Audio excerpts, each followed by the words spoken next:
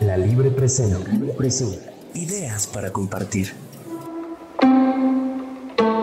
Todo el día sentados en el patio en un banco estaban los 4 hijos idiotas del matrimonio Mazzini-Ferraz.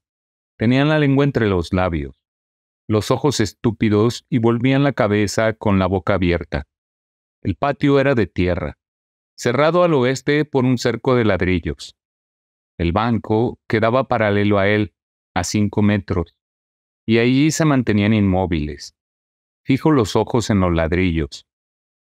Como el sol se ocultaba tras el cerco, al declinar los idiotas tenían fiesta.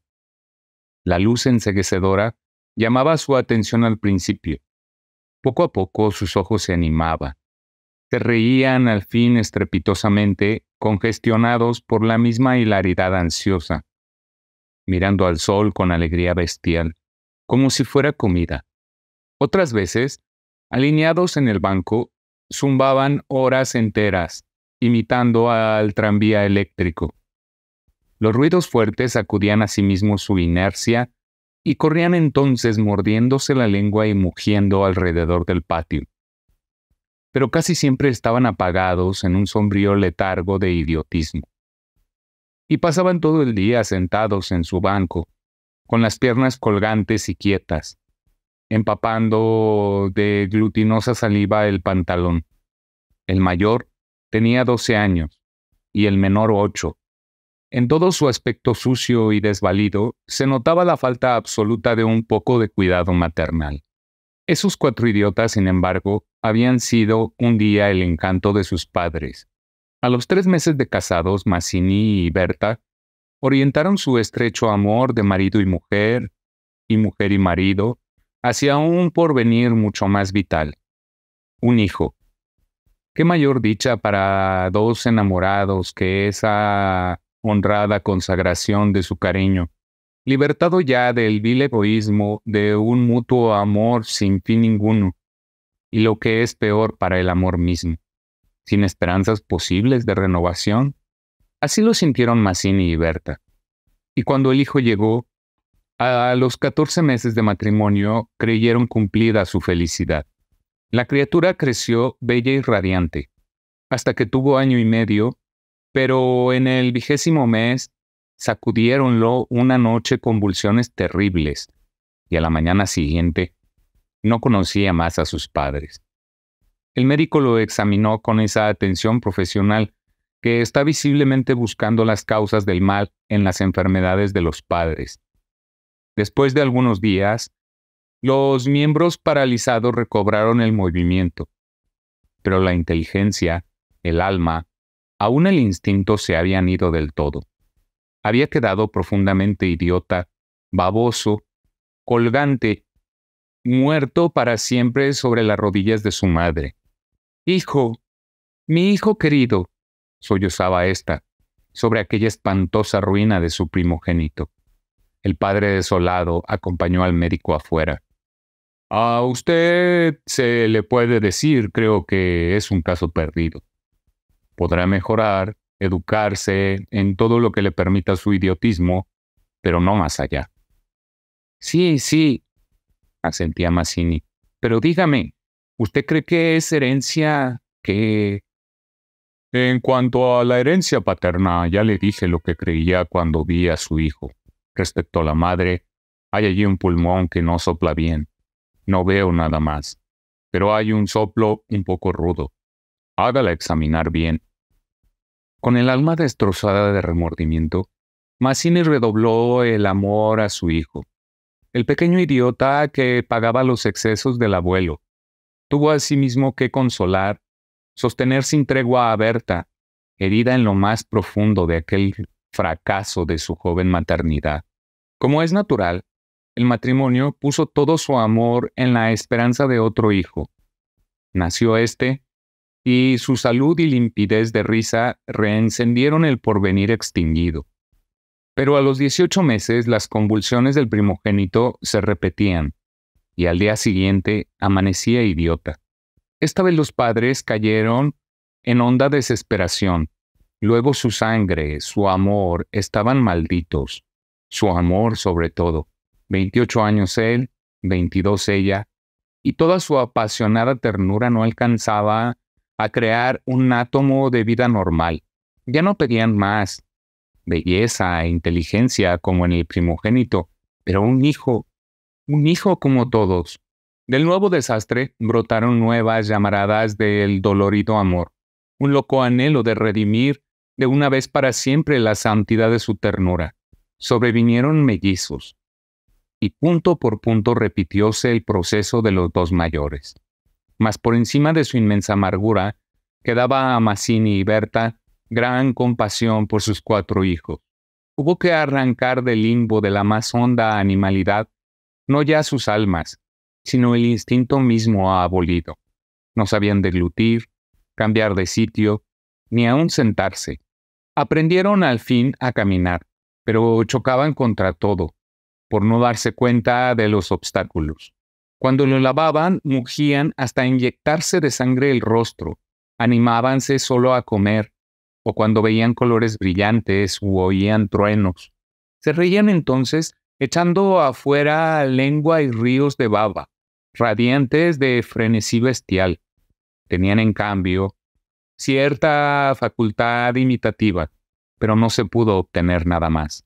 Con los mellizos pareció haber concluido la aterradora descendencia, pero pasados 3 años desearon de nuevo ardientemente otro hijo, confiando en que el largo tiempo transcurrido hubiera aplacado a la fatalidad. No satisfacían sus esperanzas, y en ese ardiente anhelo que se exasperaba, en razón de su infructuosidad, se agriaron. Hasta ese momento, cada cual había tomado sobre sí la parte que le correspondía en la miseria de sus hijos, pero la desesperanza de redención ante las 4 bestias que habían nacido de ellos echó afuera esa imperiosa necesidad de culpar a los otros, que es patrimonio específico de los corazones inferiores. Iniciándose con el cambio de pronombre, tus hijos, y como a más del insulto había la insidia, la atmósfera se cargaba. Me parece, dijo una noche Mazzini, que acababa de entrar y se lavaba las manos, que podrías tener más limpios a los muchachos. Berta continuó leyendo como si no lo hubiera oído.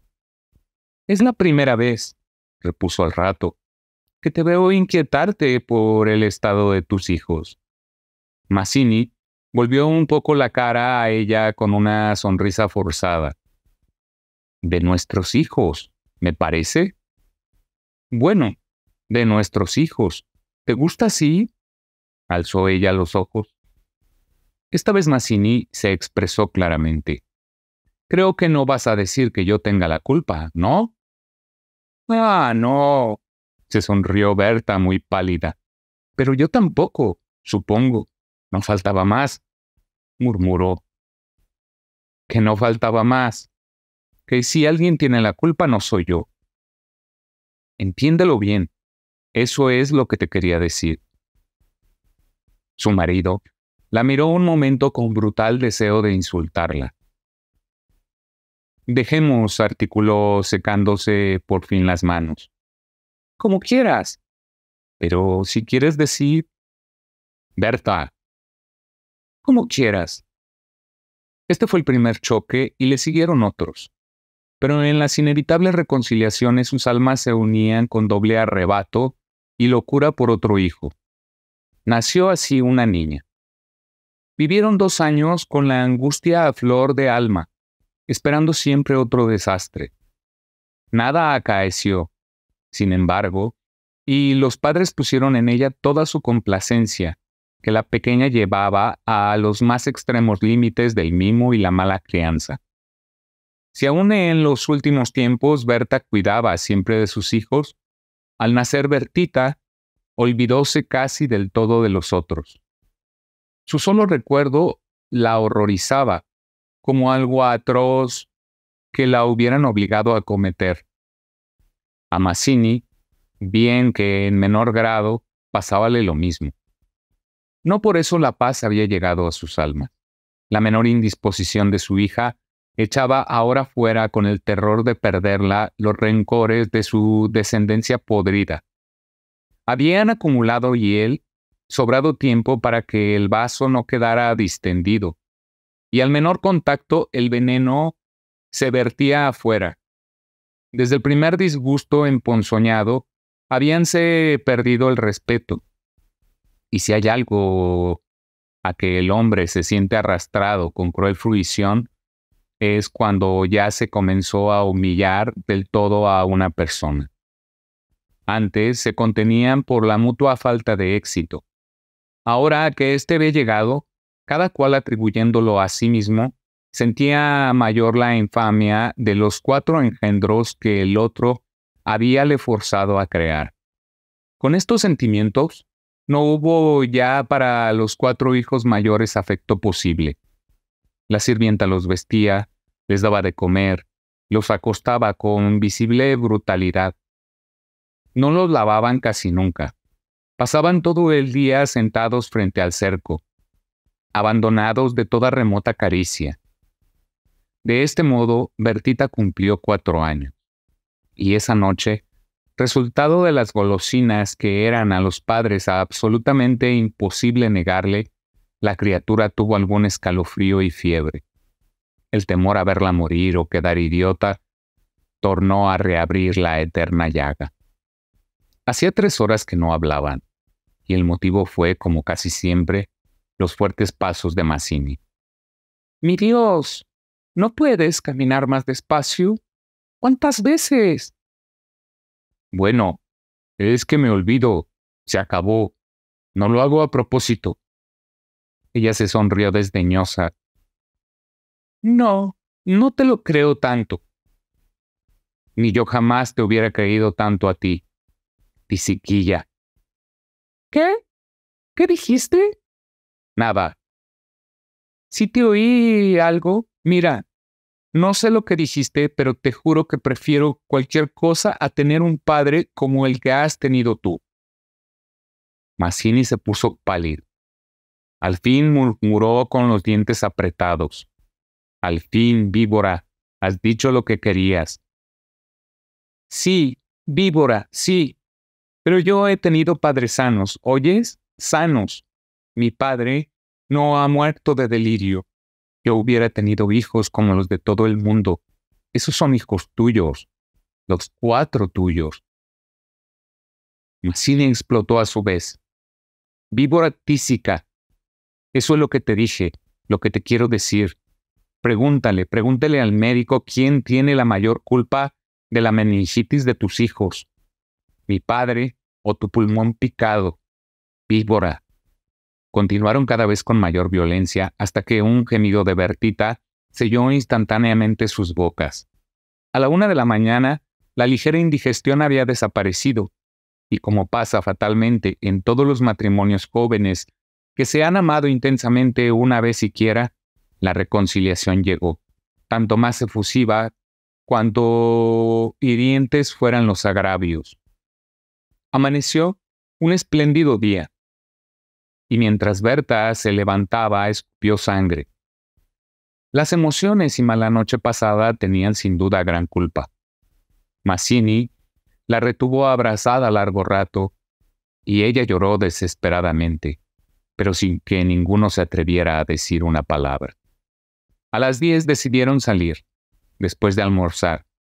Como apenas tenían tiempo, ordenaron a la sirvienta que matara una gallina. El día radiante había arrancado a los idiotas de su banco, de modo que mientras la sirvienta degollaba en la cocina al animal, desangrándolo con parsimonia, Berta había aprendido de su madre este buen modo de conservar frescura a la carne. Creyó sentir algo como respiración tras ella. Volvióse y vio a los 4 idiotas, con los hombros pegados uno al otro, mirando estupefactos la operación. «Rojo, rojo». «Señora, los niños están aquí, en la cocina». Berta llegó. No quería que jamás pisaran allí. Y ni aun en esas horas de pleno perdón, olvido y felicidad reconquistada, podía evitarse esa horrible visión.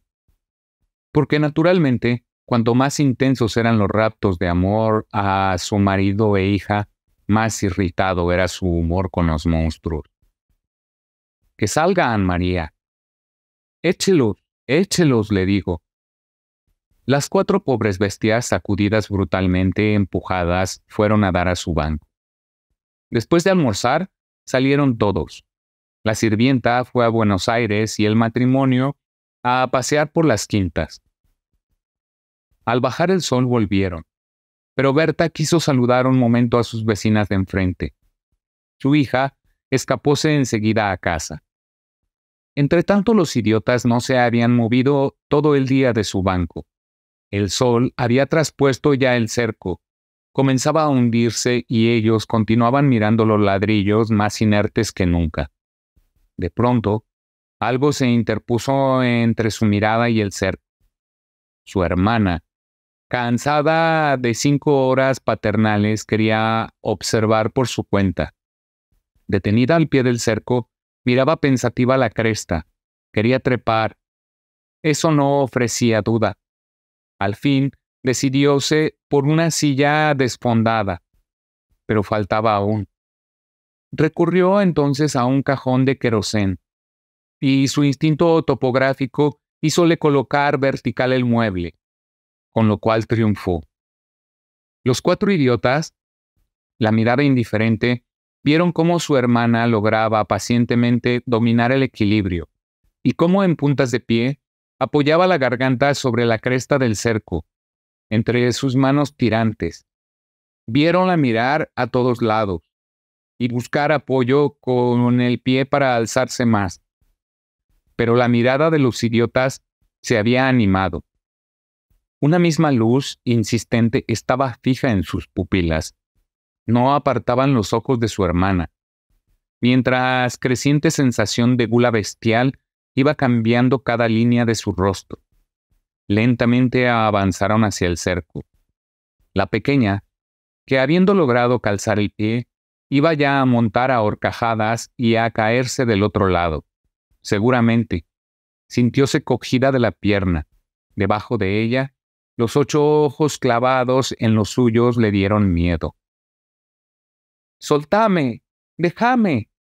—gritó sacudiendo la pierna, pero fue atraída. —¡Mamá! ¡Ay, mamá! ¡Mamá! ¡Papá! Lloró imperiosamente. Trató aún de sujetarse del borde, pero sintióse arrancada y cayó. —¡Mamá! ¡Ay, ma! No pudo gritar más.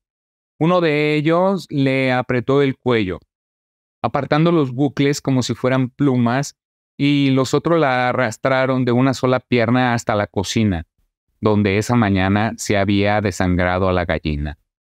Bien sujeta, arrancándole la vida segundo por segundo. Mazzini, en la casa de enfrente, creyó oír la voz de su hija. —Me parece que te llama —le dijo a Berta. Prestaron oído, inquietos, pero no oyeron más. Con todo, un momento después se despidieron y mientras Berta iba a dejar su sombrero, Mazzini avanzó en el patio. —¡Bertita! Nadie respondió. —¡Bertita!